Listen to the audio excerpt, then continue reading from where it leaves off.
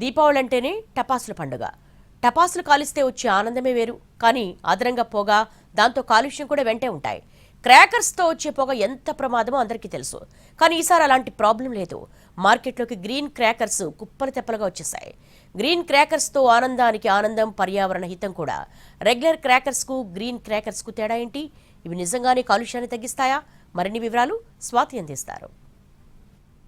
అంటేనే ఒక సెలబ్రేషన్. ఆ సెలబ్రేషన్ని మనం క్రాకర్స్తో జరుపుకుంటూ ఉంటాం. అయితే క్రాకర్స్ అనేటివి చాలా సందర్భాల్లో కాలుస్తూ ఉంటాం. కానీ దివాళీ రోజు దేశమంతా కలిసి ఒక్కసారిగా కాల్చుకుంటేనే ఆ మజా వేరుంటుంది. అయితే మనకు దివాళీ ఇంకా 2 రోజుల్లో ఉంది. అయితే మనకు సిటీలో ఆ సందడి అయితే కనిపిస్తుంది. మార్కెట్లో అందరూ దివాళీకి సంబంధించినటువంటి క్రాకర్స్ కొనడానికైతే వస్తున్నారు. అయితే ప్రతి సంవత్సరం మనం నార్మల్ క్రాకర్స్ని యూజ్ చేస్తూ ఉంటాం. దీనివల్ల దేశవ్యాప్తంగా ఏదో ఒక చిన్న వివాదం అయితే తలెత్తుతూ ఉంది. అయితే ఈ ఇయర్ సుప్రీం కోర్ట్ నార్మల్ క్రాకర్స్ని కాకుండా గ్రీన్ క్రాకర్స్నే కాల్చాలంటూ ఆదేశించారు. దీంతో మనకు మార్కెట్లో గ్రీన్ క్రాకర్స్ అయితే అవైలబుల్గా ఉన్నాయి. సో కస్టమర్స్, పబ్లిక్ గ్రీన్ క్రాకర్స్ని కొనడానికి ఎలాంటి మొగ్గు చూపిస్తున్నారా లేదా, అలాగే సేల్స్ ఎలా ఉన్నాయో షాపర్స్తో మాట్లాడి తెలుసుకుందాం. సో ఎలా ఉంది అండి సేల్స్? ముందుగా అందరికీ దీపావళి శుభాకాంక్షలు అండి. అయితే ఈ సంవత్సరం సుప్రీంకోర్టు ఆదేశాల మేరకు మనం గ్రీన్ క్రాకర్స్ సేల్ చేస్తున్నాం. హాకా తరపున మేము గత 40 సంవత్సరాల నుంచి గ్రీన్ క్రాకర్స్ సేల్ చేస్తున్నాం.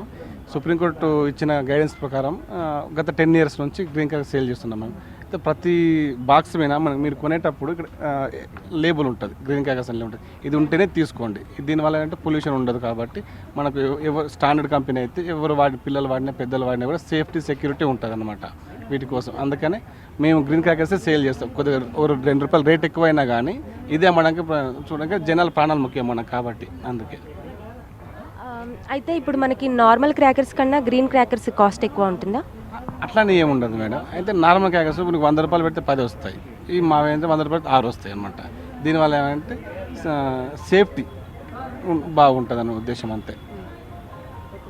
సో అయితే ఈ ఎకో ఫ్రెండ్లీ క్రాకర్స్ కొనడానికి పబ్లిక్లో అవేర్నెస్ ఎంత ఉంది? వాళ్ళు ఇవి ఇంట్రెస్ట్ చూపిస్తున్నారా లేకపోతే నార్మల్ క్రాకర్స్ కొనడానికి ఇంట్రెస్ట్ చూపిస్తున్నారా?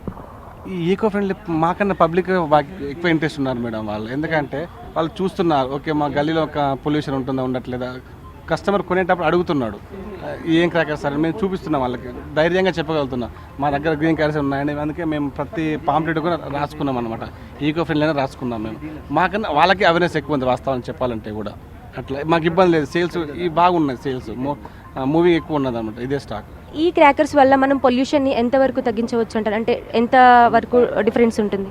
ఎంత మేరకు అని నేను చెప్పలేను, కానీ మామూలు వాటితో పోల్చుకుంటే మా దగ్గర వచ్చే పొల్యూషన్ చాలా తక్కువ ఉంటుంది మేడం ఈ క్రాకర్స్ వల్ల. అట్లా చిన్న పిల్లల నుంచి పెద్దవాళ్ళ వరకు ప్రతి ఒక్కరికి గ్రీన్ క్రాకర్స్ అయితే అవైలబుల్గా ఉన్నాయి. ప్రతి సంవత్సరంలా కాకుండా ఈ సంవత్సరం మనం పొల్యూషన్ ఫ్రీ దివాళీని సెలబ్రేట్ చేసుకుందాము.